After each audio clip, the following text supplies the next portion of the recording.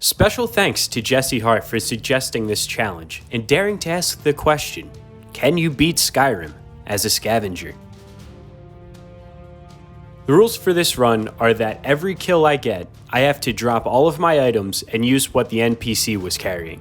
Some additional rules are, I can still pick up and use quest items because I wouldn't be able to complete the story without certain items. I can only use the gold I pick up to pay for carriages, and I'm allowed to use the healing spell. With all that said, let's jump into the run. I woke in the back of a carriage to one of the most nostalgic video game intros ever, and made my character. I chose to be an orc because of the Berserker Rage power. This allows me to deal double damage and take half damage once per day.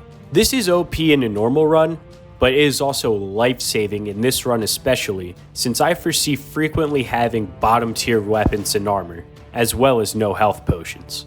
After I spent a bit of time just messing around and making a character I was never gonna look at, I gave myself a name. I chose the name Scavvin Gavin, and for that stupid pun, I was sent to the headsman's block. I went with Rayloff for no particular reason, and fought my way through the intro. Since I'm gonna be going through a lot of NPCs this run, I'm just going to add a handy dandy bar on the screen that says who I'm currently playing as, since I'll most likely be skipping a lot of my kills. My first stop was the Guardian Stones, where I chose the Warrior Stone. Then, like most Skyrim players, I cleared out Embershard Mine. I didn't have a reason to, but hey, I got XP for doing it, so it's not a total loss.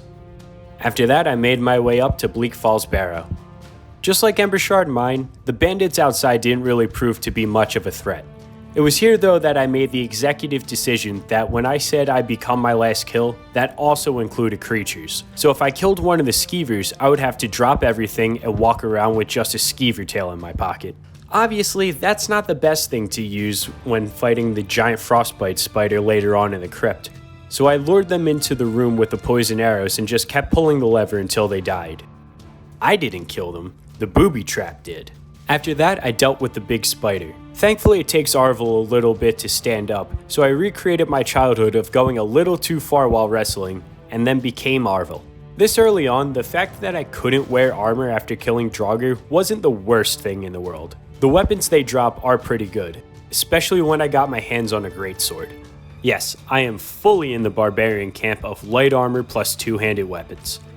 I like to play video games like an absolute monkey, so being able to move quickly and hit like a truck is my preferred way to play Elder Scrolls games. Anywho, I made my way to the final Draugr with the Dragonstone. I used the Berserker Rage ability for the first time in this run and wow. Orcs are really OP in this game. After that, I tucked the Dragonstone in my loincloth and went to Whiterun to sit through an unskippable cutscene. Hot take. Everyone shits on Nazim for good reason, but Farengar is far more insufferable. At least with Nazim, it's funny that he talks like he's super important, but sleeps in the Drunken Huntsman. Farengar doesn't have any redeeming qualities. The fight with the dragon was pretty par for the course. Again, I'm a two-handed weapons bro, so I'm used to not being able to do anything until the dragon lands. Eventually I landed the killing blow, so not only did I absorb its soul, I took everything it had stored away. Unfortunately, that meant no weapon. That's fine. This is fine. After I sat through some more dialogue, I went to a bandit camp and picked up a sword on my way to Iverstead. I was riding high on being able to take out the Draugr at the end of Bleak Falls Barrow with Berserker Rage, so I thought I'd be able to take on the Frost Troll on the 7 steps. Spoiler alert, didn't happen. That was fine though, because I was off to get Jurgen Windcaller's slide whistle. This proved to be a little difficult. Necromancers notoriously have awful weapons and armor because they use magic and dead people to fight for them. That's not good for me, so I tried to get through this dungeon normally. Emphasis on tried. I kept dying over and over again because of the lack of protection and using an iron dagger. So I just decided to run past everyone until I got to the end. I did feel bad about skipping all the fighting, so as punishment, I killed a frostbite spider so I had no armor and could only use my fist. Upon entering Riverwood, I was jumped by the cultists from the Dragonborn DLC. Let's just say this didn't go well at all. I tried to help out, but I kept getting killed on account of no weapons and armor. So I just let the townfolk do my dirty work. In the end, Alvor made a noble sacrifice for the sake of the run. I talked to Delphine in the worst hidden room ever and told her I'd meet her at Kyne's Grove. Side note on that, I really like the name of that village because most people pronounce it like I just did, Kyne's Grove, but it's named after the god Kyne, so it's Kyne's Grove. I don't know, I just always found that bit of world building pretty cool since it happens in real life too. All that aside, I was not going to fight a dragon with my fists and a loincloth, so I stopped by a bandit camp to get something to actually fight this thing. I killed the dragon with an iron dagger.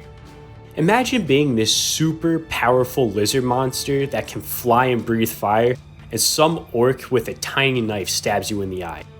Get fucked, idiot. I became the dragon and got shouted at by a bunch of old men. I knew I'd be off to the Thalmor embassy and I had no weapons again. So I made one last stop to the bandit camp and beat up an old blind man for his clothes. I promise you, I am the hero of this story. I gave Malborn my stuff and went on a haunted hayride to the party. Now I'm going to skip the fact that I practically failed the run because you can't get into the party without wearing the party outfit. But it is what it is. It is what it is. It is what it is. Anyway, I made one of my favorite characters in the game cause a distraction. What's up, fuckers? And got back to the run. This part was kind of a breeze. If you strategically plan out who you take out, it's fairly easy. Now this doesn't mean that I didn't die in this attempt, but that was because of poor planning on my part. The regular Thalmor soldiers have good weapons and armor, so make sure you take one to almost no health before killing a wizard so you can quickly get back into the good armor. Now, did I follow that plan at all? No. But for anyone who wants to attempt this run, that's what I do. I saved Malborn and then promptly lost him to the Frost Troll. I mean, the guy bitches at you for saving him, so I'm just giving him what he wants, really. Getting Esbern from Riften is pretty much more of the same. It's just more Thalmor soldiers and wizards. Then I was off to Alduin's wall. The Forsworn out front weren't too much of a problem.